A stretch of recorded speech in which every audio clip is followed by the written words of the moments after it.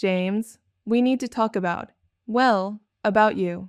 Specifically, your current life situation and the general trajectory of things. Yes, the inevitable intervention. Is this where you tell me I've lost my way? That the brilliant fire has dimmed, replaced by the cold ashes of failure? Just get it over with. I've already pre-cried in the car and choreographed my dramatic exit. Don't expect any real tears, they're reserved for auditions. Nobody thinks you've lost your brilliant fire, James.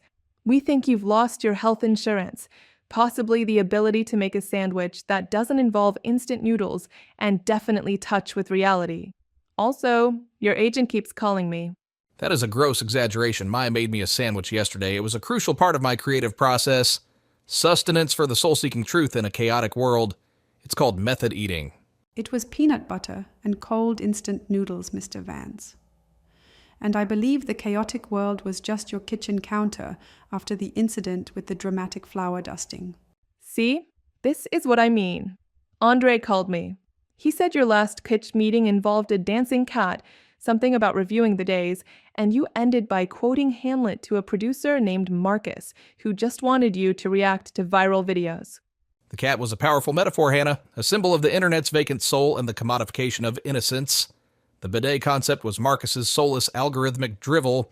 My art was about the existential horror of the internet age, framed through the lens of modern content demands. It was nuanced, it was profound, it was tragically misunderstood. Your nuance isn't paying your rent, or Maya's very modest salary, which I am currently subsidizing.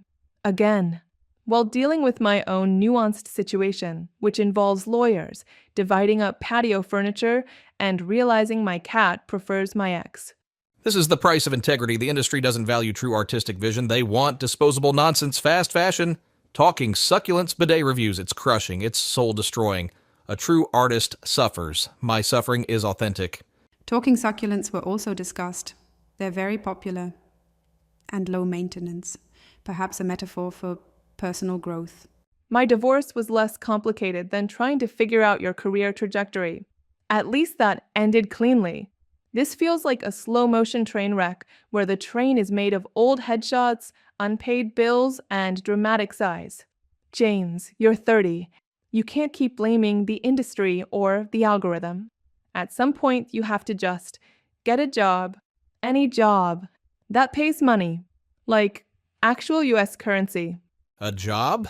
And abandon my artistic calling? Compromise my vision for mere financial stability? Sell my soul for a 401k?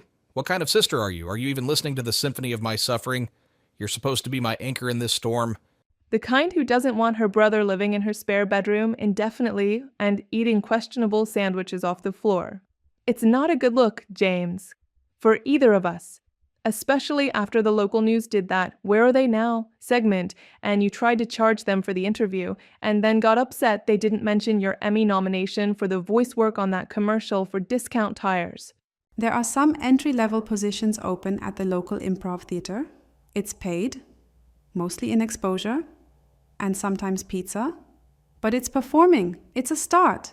It's community-focused. Exposure, exactly. See, Hannah? Maya understands it's about the exposure, the craft, the community. It's not about the pizza. Unless it's good pizza, it's about the journey, the artistic pilgrimage. It's about working for pizza, James. Just think about it. Seriously, for 5 minutes. Without making a sad face for effect or quoting Shakespeare at a houseplant or comparing yourself to Marlon Brando in On the Waterfront. Fine, I'll think. But the thinking process itself is a performance, very subtle, like my work in James Vance Man About Town. Have you rewatched it recently? Season 7, Episode 4, The Muffin Mishap. My silent reaction when the muffin falls. It was pure, unadulterated pathos. Critics called it surprisingly nuanced for network television. It was groundbreaking.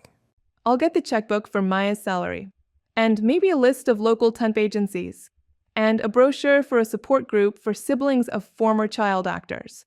I hear it's less depressing than watching your reruns. I did find a very positive affirmation about embracing change. Change is the universe's way of rearranging the furniture. It's very popular. Rearranging the furniture? My apartment is perfectly arranged. It's creatively cluttered. This intervention is over. You're just trying to rearrange my creative furniture. This is a violation of my artistic space. And my personal brand, you're missing the point entirely. Your personal brand is broke and dramatic. And my sofa is suddenly much more comfortable. Thank you for coming, Maya. Just leave the receipt for the couch cushion on the counter.